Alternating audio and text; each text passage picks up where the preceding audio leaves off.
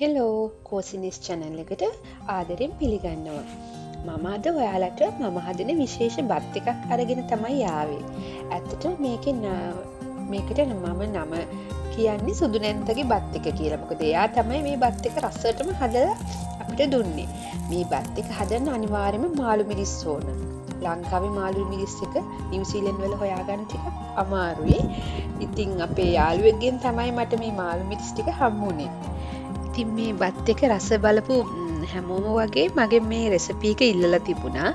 ඉතින් මං අද ඔයාලත් එක්ක මේ ෂෙයා කරගන්න හදන්නේ සුදු නැන්දගේ බත් එක.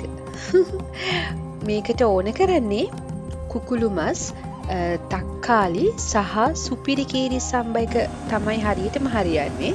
බාස්මති හාල් එකනුත් මම හදලා තියෙනවා. මේක රයිස් කුකර් එකේ වගේම ලිපේ හදාගන්නත් පුළුවන්. මුලින්ම තෙල් ටිකක් දාලා රත් වුණාම බටර් ටිකක් දාගන්නවා.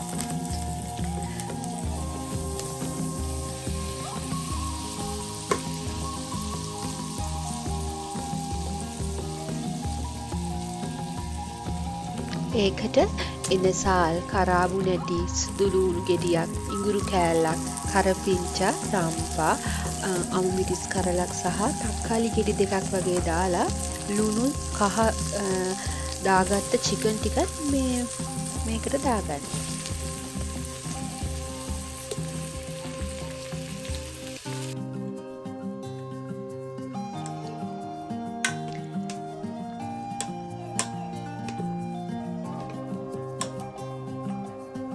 චිකන් ගන්නකොට මම බෝන්ලස් චිකන් තමයි ගන්නේ.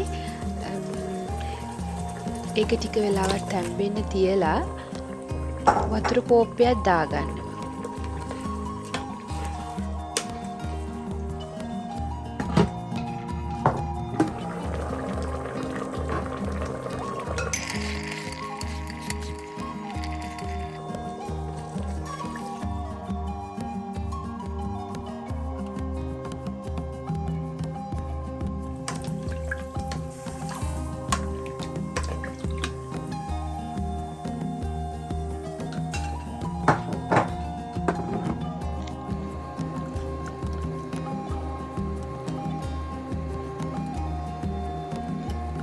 අර තැම්බුණු චිකන් ටික හැන්දකින් අපි වෙන භාජනයකට දාගන්නවා.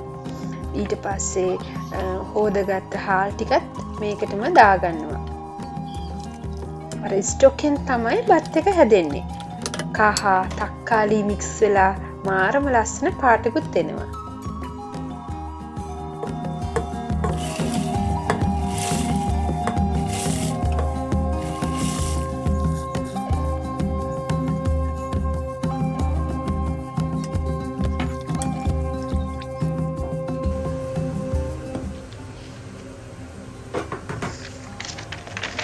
ඔයාලට පේනවද ලස්සන කලර් එකකට බත් එක හැදිලා තියෙන හැටි?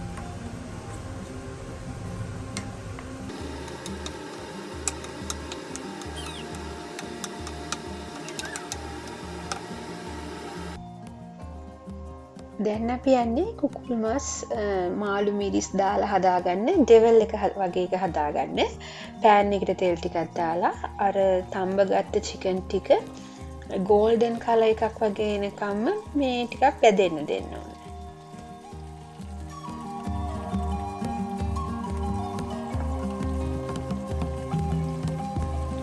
මේක පෑන් එකේ බැදෙන නිසා වැඩි තෙල් අපිට ඕන කරන්නේ නැහැ.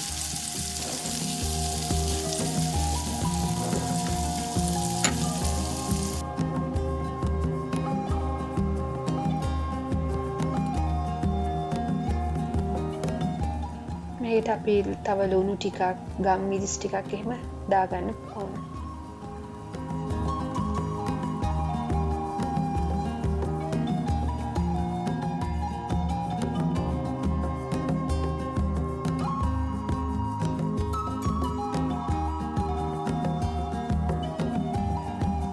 සෝයා සෝස් මන් ටිකක් මේකට දාගත්තා.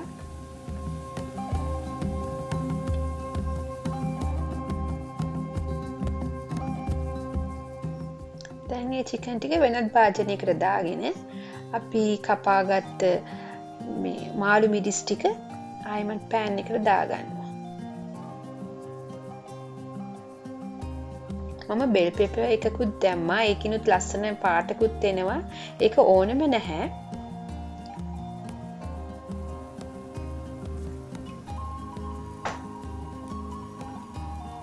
මේ දෙක ටිකක් තෙම්පීගෙන එනකොට ඒකට ලූණු, කරපිංචා, තක්කාලි හරි සියඹල ටිකක් හරි දාගන්නවා.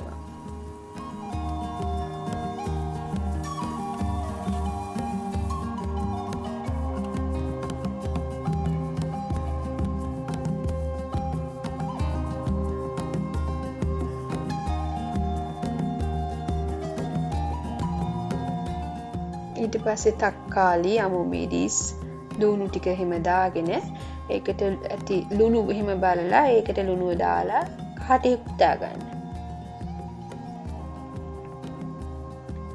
මේකට අපි ගම් මිරිස් තමයි වැඩිපුර දාන්නේ. කෑලි මිරිස් ටිකක් දාගන්නවා.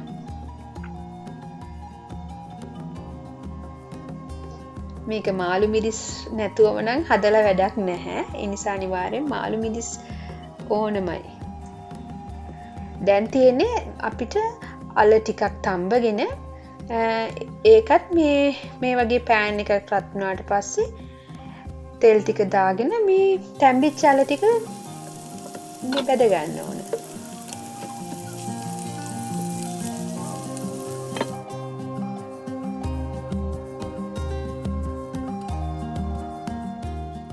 ඩීප් ෆ්‍රයි කරන්න නැති නිසා තෙල් ගොඩාක් ඕනේ නැහැ.